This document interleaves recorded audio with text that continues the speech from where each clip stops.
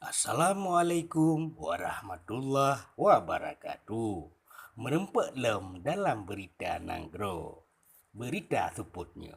Topik berita suputnya adalah pancuri kai berkah li polisi kota Banda Aceh. Padin dro polisi kaji drop kedua dro pancurinyan.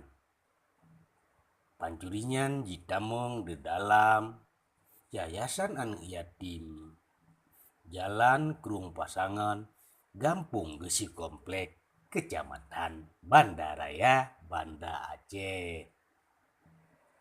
Kedua dro pancurinyan di pelaku dimubut sekitar poh 12 lewat 50 menit waktu Indonesia Barat tengah malam beklam. Dua dro pancurinyan dicatat dipegah adalah warga Kecamatan Banda Raya yang tanda sebagai HK 25 tahun umur dan SH 50 tahun umur. Dipegah oleh polisi Banda Aceh.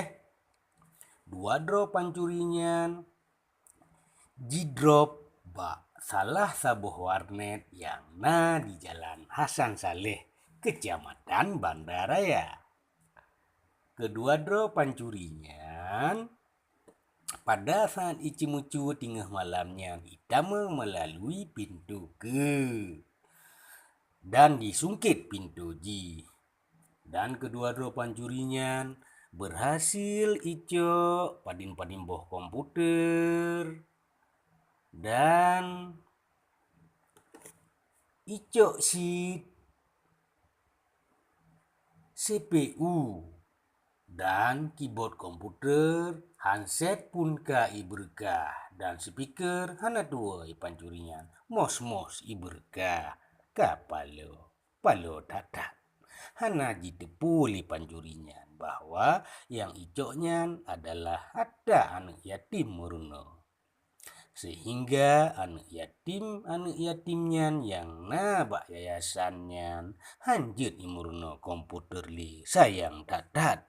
Anak yatimnya pun kameleng-leng imada dan jiklik awaknya hanjut imurno li lagi biasa. Lupa mupalo. Kedua pancurinya ka iberkah kaji babak tahanan.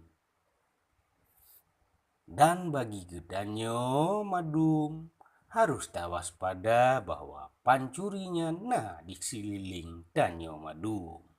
Waspada penting bagi gedanyo. Nan kemeteng berita suputnyo tinggal dah sambung kembali. Sumber dari Serambi Indonesia.